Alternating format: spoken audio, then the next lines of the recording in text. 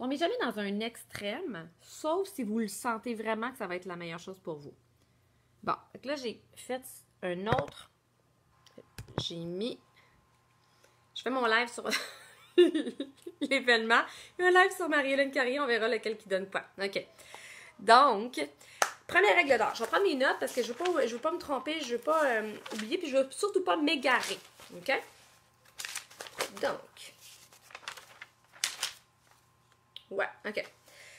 La première chose, là, il faut arrêter de croire qu'est-ce qu'on entend partout dans tous nos étiquetages. OK? Donc, si j'achète une boîte de céréales, si j'achète un pain, si j'achète n'importe quoi qui a l'air santé, c'est un vrai problème, ça, tout le marketing. Donc, à chaque fois, méfiez-vous du marketing, puis revenez à vos bases. Et la base, c'est de lire les ingrédients.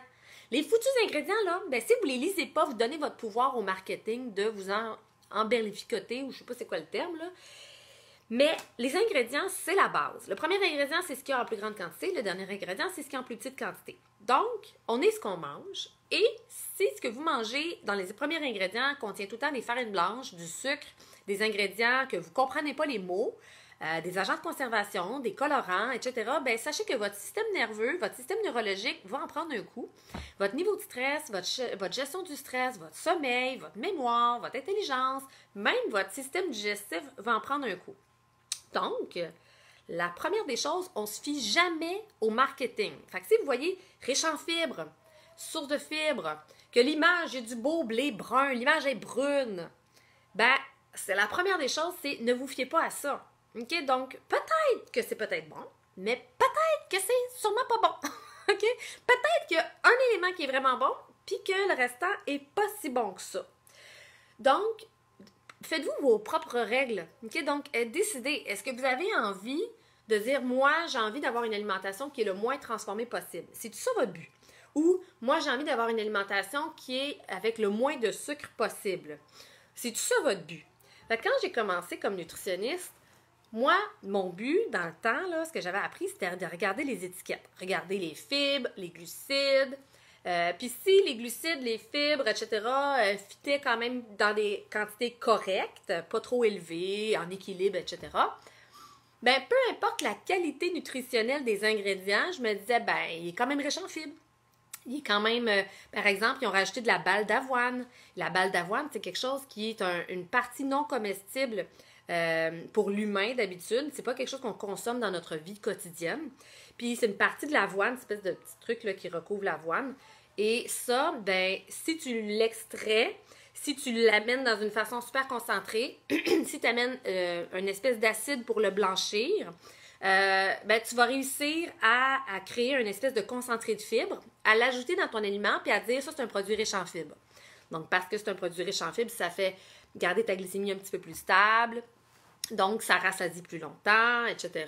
Sauf qu'au bout du compte, tu as quand même mangé un paquet de résidus de quelque chose qui est peut-être pas si sain que ça. Donc, pour moi, la santé, un équilibre de vie, des habitudes de vie saines, pour moi, ça passe par une alimentation qui est le moins transformée possible. C'est pas juste une question de dire c'est riche en fibres, que c'est moins de calories, que c'est moins riche en tant de types de gras saturés, etc. Donc, c'est quelque chose qui est le moins transformé possible. Donc, on ne se fie pas sur les allégations marketing, on ne se fie jamais sur l'image qui a l'air d'être sain et brun. On se fie à la liste des ingrédients et on s'assure d'être capable de comprendre la liste des ingrédients, puis de se demander, ces ingrédients-là, j'aurais-tu pu les cuisiner chez moi? Si oui, fine! Sinon, laissez-le sur la tablette ou on le met dans la liste des aliments 80-20. Fait que 80-20, ça veut dire que 80% de la semaine, je mange relativement bien, puis il y a 20% de la semaine que je mange des aliments qui sont pas si hot que ça. Mais on n'est pas plus catholique que le pape parce qu'on a une vie sociable, parce qu'on est un être humain, parce qu'on est bombardé d'informations. Donc ça, c'est... Puis parce qu'on veut avoir du plaisir aussi, puis des fois le plaisir, ben, il n'y a pas dans les aliments les plus sains tout le temps. Quoique, il y a moyen de faire de quoi de bien, mais j'ai plein de clients aussi qui ne veulent pas tout le temps prendre une tonne de temps à cuisiner et donc changer des habitudes de cette façon-là. Alors, on le met dans les aliments du 20% de la semaine. OK? Donc, ça, c'est ma première règle d'or. Fait que, s'il y a-tu quelqu'un qui est capable d'écrire c'est quoi la première règle d'or? Hey, salut Suzanne, merci de me montrer que mon live sur mon groupe marche. Fait que première règle d'or, c'est on arrête de se faire des accroires. Je trouve qu'on se fait tellement d'accroires, là, ça a juste pas de bon sens. Puis on se fait des accroires avec les aliments dits santé, genre le saumon, le poulet, la salade César, comme quoi que c'est des légumes. Dès qu'on rentre dans une catégorie d'aliments qu'on dit santé, on se fait des accroires qu'on peut en manger plus parce que c'est santé ou qu'on peut en manger plus souvent parce que c'est dans la catégorie des aliments santé. Donc, la deuxième des choses, c'est faites-vous pas des accroires avec des aliments qui ont l'air comme un peu plus santé. OK? J'ai une cliente, elle me disait, on est allé au Saint-Hubert, mon chum, lui, prenait la poitrine de poulet avec des frites. Puis elle dit, ben moi, j'ai décidé d'être fine, je prenais la salade César avec le poulet pas de peau. Une cuisse de poulet pas de peau. Lequel qui est le meilleur entre les deux? Pas de farce, là. Lequel qui est le meilleur entre les deux? Sur le coup, ça se peut que vous soyez inspiré à dire que c'est la salade avec le poulet pas de peau. Sauf qu'au bout du compte, je faisais remarquer, je dis, écoute, de un, la vinaigrette César, c'est quand même quelque chose qui est rempli de fromage, rempli de mayonnaise. C'est pas nécessairement des bons gras. C'est extrêmement riche en gras. Puis parce que c'est extrêmement riche en gras, même si tu as des légumes, de la feuille dedans, il reste que tu as à peu près la même quantité de calories que si tu avais pris une frite. Fait qu'au bout du compte, si ton vrai plaisir c'était de prendre une frite, t'es mieux de prendre une frite en plus petite quantité, puis de rajouter, t'as quand même des légumes à côté. Donc, au bout du compte, on se fait des accroires parce que c'est des aliments santé. Ou parce que c'est du chocolat noir, je vais en manger 4 morceaux au lieu de juste un. Fait que, arrêtez de vous faire des accroires. Donc, les aliments qui ont l'air santé, ben, ils sont santé seulement s'ils ne sont pas transformés. Puis seulement s'ils sont en portions normales. La seule chose qu'on peut prendre à volonté, c'est de l'eau quasiment, puis des légumes pas transformés. Des légumes pas modifiés. OK?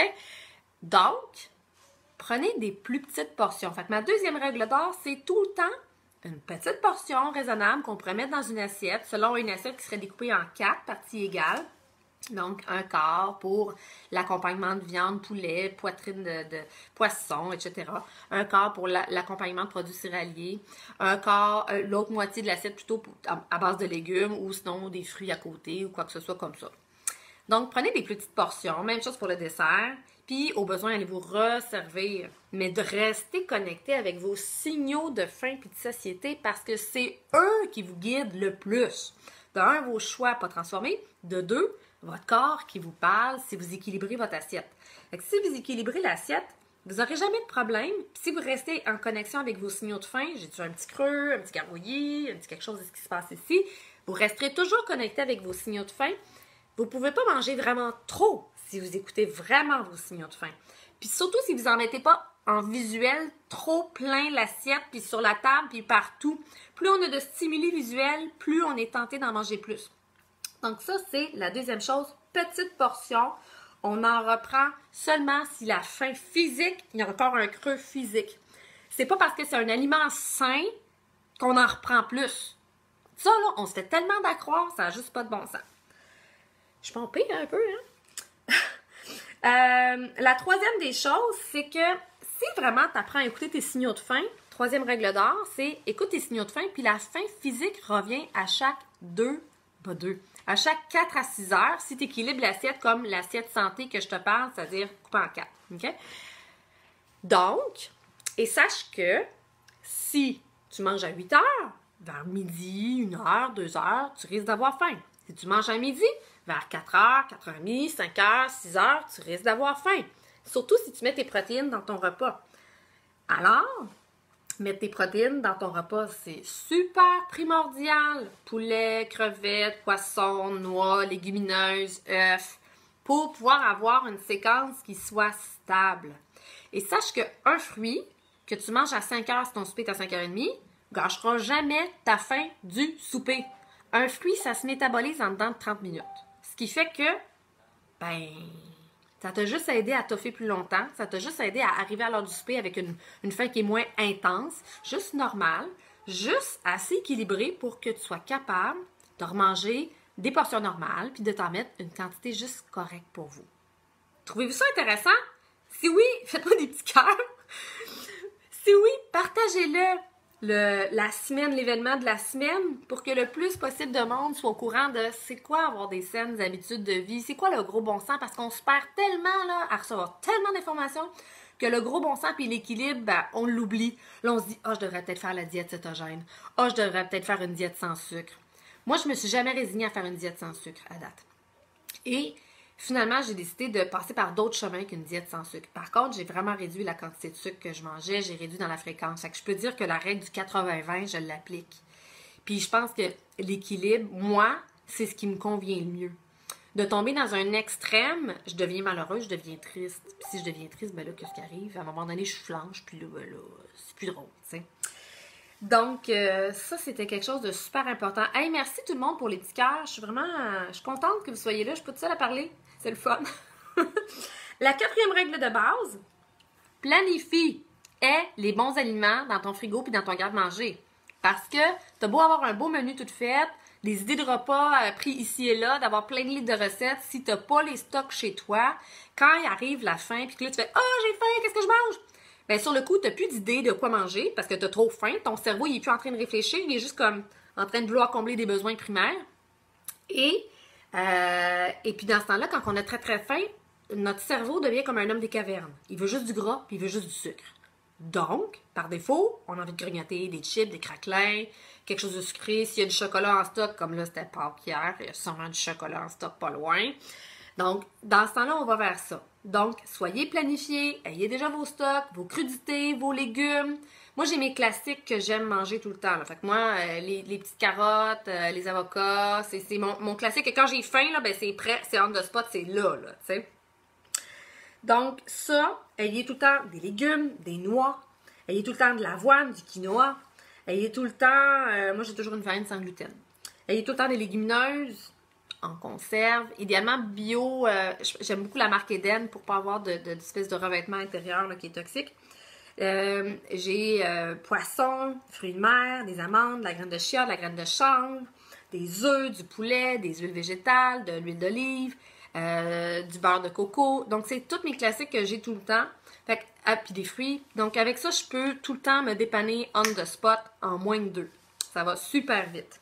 Puis, au départ, quand j'ai commencé à faire ça, il fallait vraiment que j'ai une liste sur mon frigo de mes aliments classiques, mes repas classiques, là, mes 3 repas classiques là, que s'il faut que je me dépanne en dedans de 5 minutes, qu'est-ce que je peux faire? Parce que sur le coup, quand j'ai très très faim, ben j'y pense pas à qu'est-ce que je peux faire. Je fais juste dire qu'est-ce que je peux manger, qu'est-ce que je peux grignoter, puis n'importe quoi va y passer.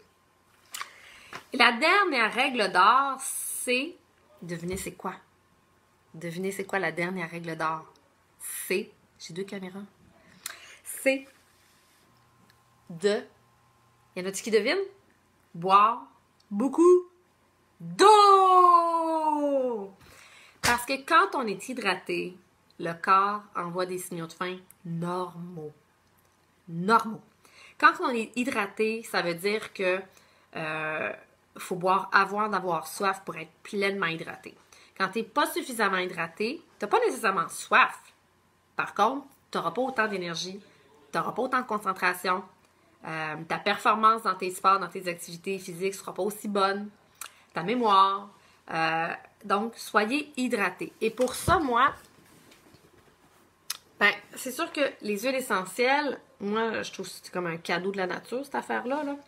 Dans le temps, j'étais très, très, très bébête à sucre. Et dans le temps, comme j'étais très, très, très bébête à sucre, ce que je faisais, c'est que je pouvais mettre, admettons, un petit sachet de saveur toxique, là, un petit sachet de saveur modifié, là, avec de l'acide sulfamca puis de l'aspartame.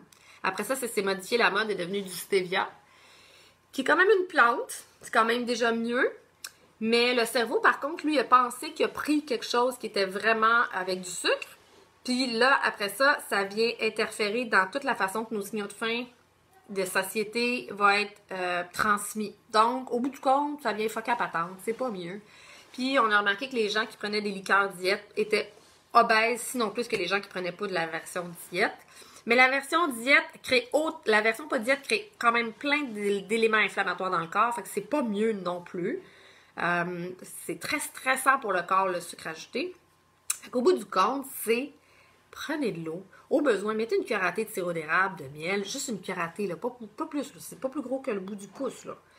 Et mettez 1 à 2 gouttes d'huile essentielle d'agrumes au travers une tasse de liquide. Donc, juste ça, là, ça fait toute la différence pour ajouter moins de sucre dans votre alimentation, dans vos yogourts, dans votre eau, peu importe dans quoi. Ayez une multitude d'huiles essentielles selon les saveurs que vous voulez mélanger. C'est sûr que si, mettons, je me fais de la compote de pommes, je n'irai pas mettre tangerine, t'sais. Mais il existe pamplemousse, citron, cannelle. Cannelle, pour moi, c'est un must. Pamplemousse, citron, cannelle, tangerine. J'en ai-tu oublié? J'en ai sûrement oublié. Mais ça, là, c'est vraiment un effet wow. Ah oui! Slim and Sassy dans l'eau. C'est vraiment merveilleux. Ça augmente l'énergie. Vraiment, là, vous allez sentir votre énergie qui va être complètement différente. Avant d'aller prendre une marche, là, prenez 1 ou 2 gouttes de Slim and Sassy dans votre eau. Je sais pas si je l'ai avec moi. Si je pourrais, je vous la ferais sentir. Tantôt, c'était tangerine que j'avais. Donc, super pratique à avoir. Donc, ça, c'est vraiment mes 5 règles d'or. Les avez-vous retenues? Les 5 règles d'or? Fait que je vous les répète une dernière fois.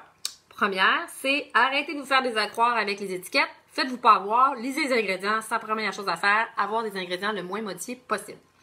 La deuxième chose à faire, c'est ayez des petites portions. Faites-vous pas des accroires que parce que c'est un aliment santé que vous êtes en train de manger qu'il faut en prendre en plus grosse quantité. Donc ça, petite portion, ça resservir pour être capable de s'écouter. Troisième chose, c'est écoute ta faim.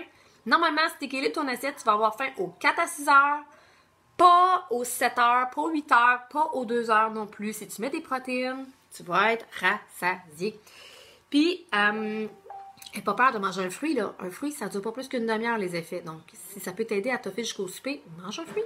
De rien! Finalement, la dernière chose, aie des bons aliments dans ton frigo. L'avant-dernière chose, quatrième, aie des bons aliments dans ton frigo et dans ton garde-manger. Sois prêt à toute éventualité. Puis finalement, bois de l'eau, pas d'autres liquides. Un café peut-être par jour. Si tu as vraiment besoin de mettre du sucre, mets une cuillère à thé, mais mets des huiles essentielles. Ça va tellement être meilleur. Ça va transformer ta vie et ton énergie et ta bonne humeur et tout.